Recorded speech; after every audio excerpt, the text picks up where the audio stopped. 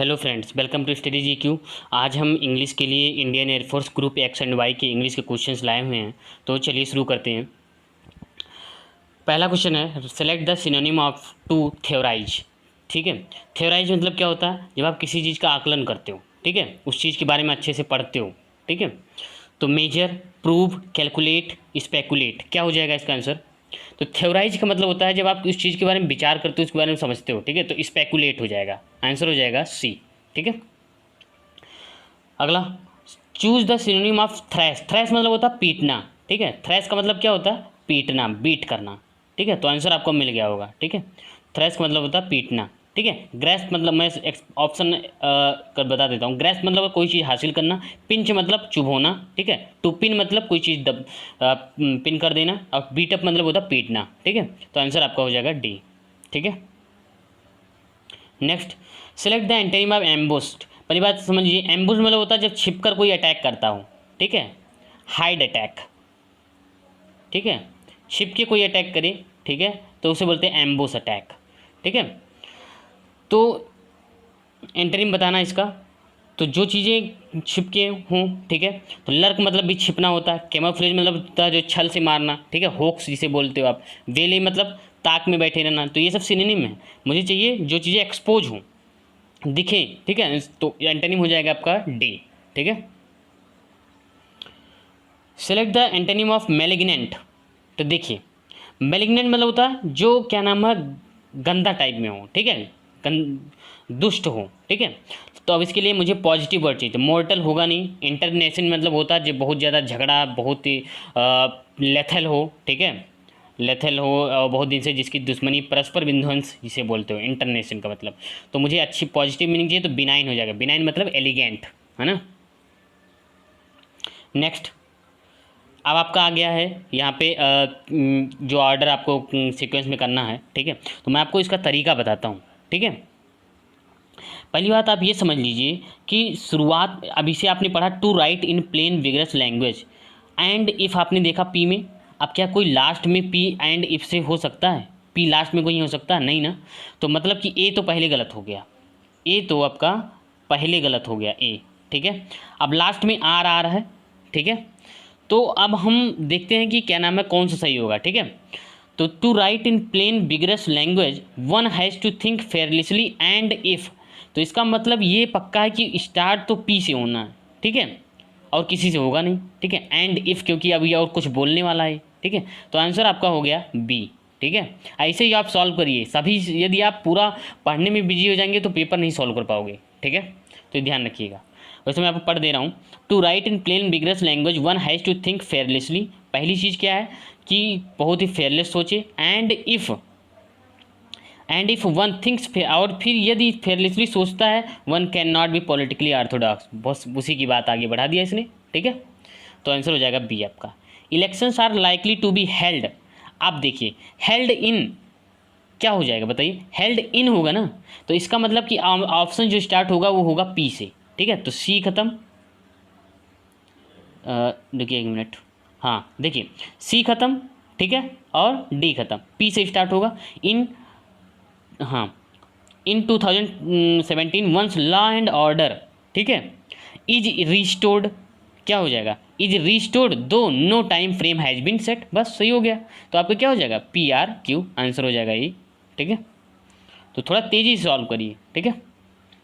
No parents can dash to see their ward based their potential, ठीक है।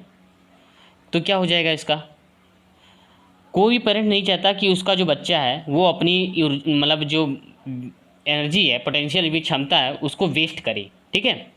तो कोई वो अफोर्ड, देखिए आपको दिख रहा है टू, ठीक है, और अफोर्ड टू होता है, ठीक है। तो अफोर्ड टू, ठीक है, अफोर्ड टू सी, ठीक है। तो ये आप ध्यान रखिएगा, आंसर हो जाएगा आपका डी, ठीक है। इन विशेष मतलब क्या होता है? विजुलाइज मतलब विजुलाइज जो आप करते हो, ठीक है। प्रिडिक्ट पहले ही जान लेना, ठीक है, प्रिडिक्ट कर रहे हैं विचार अपने। इन विशेष मतलब होता है इमेजिन। इन विशेष का मतलब होता है इमेजिन करना, ठीक है। तो एफोर्ड टू होता है, ठीक है, एफोर्ड टू सी, ठीक है। The minister appeal to the public not to dash to violence. तो क्या हो जाएगा?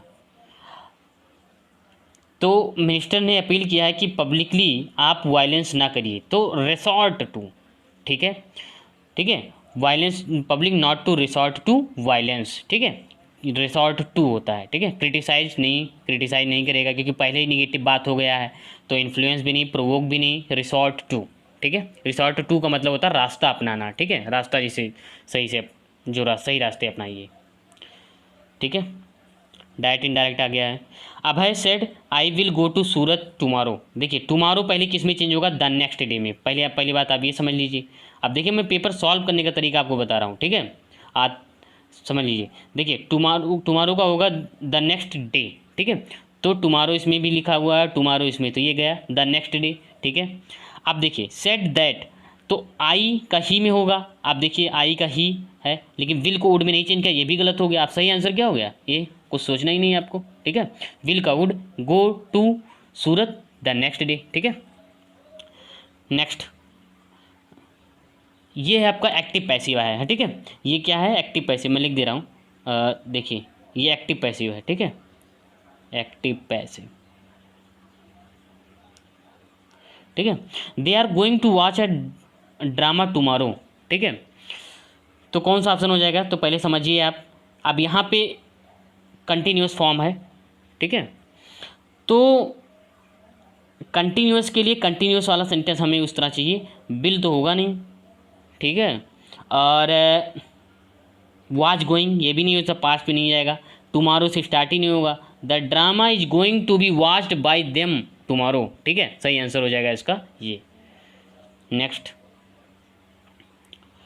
The needs of the hour watch to reform, अब नीड्स को आपको फिल सही करना है कि नीड सही है, नीडिंग क्या है, देखिए सही आंसर होगा इसका द नीड, ठीक है, the need of the hour, क्योंकि ये एक पूरा फ्रेज है, ठीक है, जब वो समय आपको जब ज़रूरत हो, ठीक है, the need of the hour, ठीक।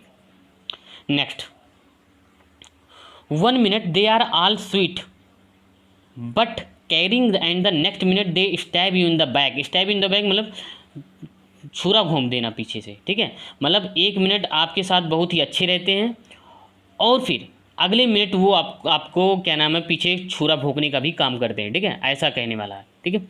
तो क्या होना चाहिए आंसर आपके लिए, इसमें क्या होना चाहिए, तो 1 minute they are all sweet and caring, but नहीं एंड, ठीक है, क्योंकि बट का यूज़ तब करता जब क्या नाम है यहाँ पे पॉजिटिव बात किया, ठीक है, लेकिन फिर निगेटिव बात कर रहा है, ठीक है, तो उसी के साथ बढ़ेगा, ना कि बट के साथ होता तो और पॉजिटिव फिर आना चाहिए था, ठीक है, तो ऐसा नहीं हुआ, तो यहाँ पे आंसर हो जाएगा आपका एंड।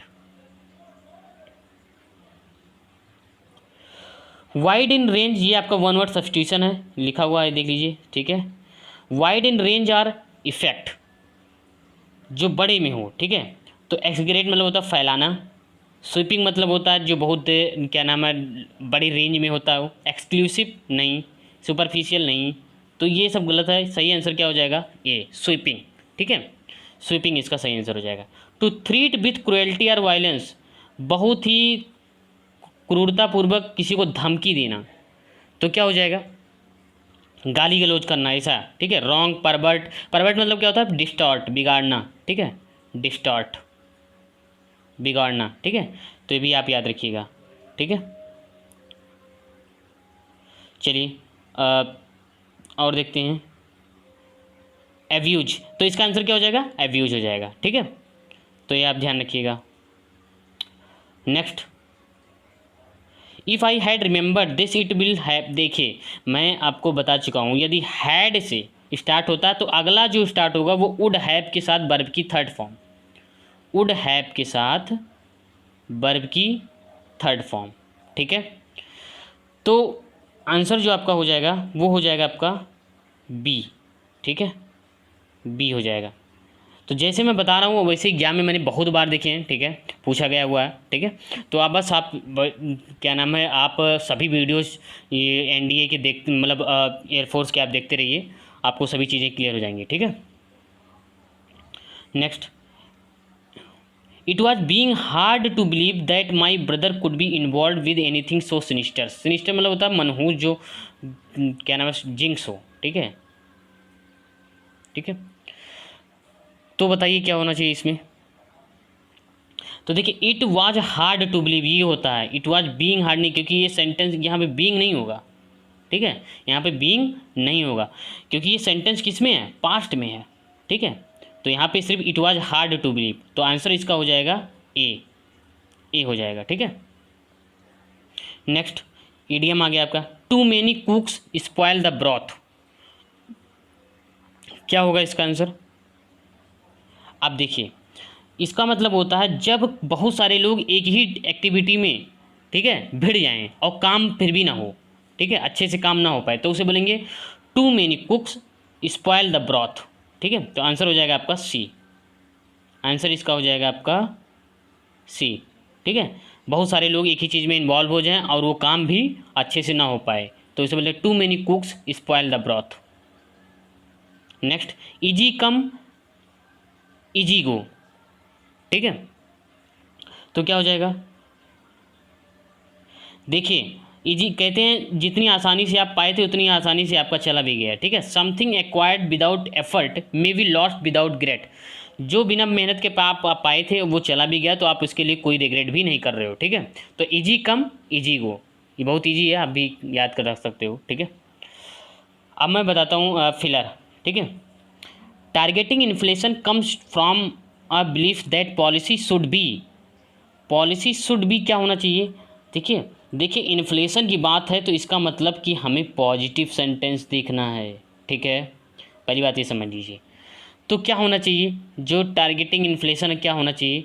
अब आगे देखिए ट्रांसपेरेंट की भी बात किया, तो इसका मतलब सिंपल होना चाहिए, सिंपल एंड ट्रांसपेरेंट, ठीक है, simple and transparent so that the private sector can factor this dash their decision making this with in this into on to, क्या होगा decision, so that factor this into their decision making, क्या हो जाएगा? Into their decision making, answer हो जाएगा आपका A, ठीक है। The question that this dash is are there more complicated policies which dash better, तो आप देखिए ये जो क्वेश्चन है ये क्या है, बहुत ही कॉम्प्लिकेटेड है, तो शो कर रहा है, बिलोंग कर रहा है, आस्क नहीं, पोज कर रहा है, ठीक है, दिख रहा है, ठीक है। There are more complicated policies which, तो व्हिच क्या हो जाएगा, ऑप्शन कहाँ है इसका, अच्छा ठीक है, तो व्हिच आर बेटर, ठीक है, कौन सा बेटर होगा, ठीक है। तो यहाँ पे कौन सा बेटर होगा ये चीज़ें पूछ रहा है। I just note that one such policy is called nominal income targeting dash it is more complicated, लेकिन अब देखिए यहाँ फुल स्टॉप है, लेकिन dash it is more complicated, लेकिन ये बहुत ही कॉम्प्लिकेटेड है, लेकिन के लिए क्या हो जाएगा, but it is more complicated, बस आपका ये सॉल्व हो गया, ठीक है। तो स्पीड थोड़ी तेज़ थी और मैंने सभी चीज़ें एक्सप्लेन की है, तो क्या नाम है, आप इसे प्रैक्टिस कर सकते हैं, पहले खुद कोशिश करिए, फिर आप मेरे आंसर देखिए, ठीक है। तो ठीक है, फिर मिलते हैं नेक्स्ट वीडियोज़ में। Thank you for watching study GQ।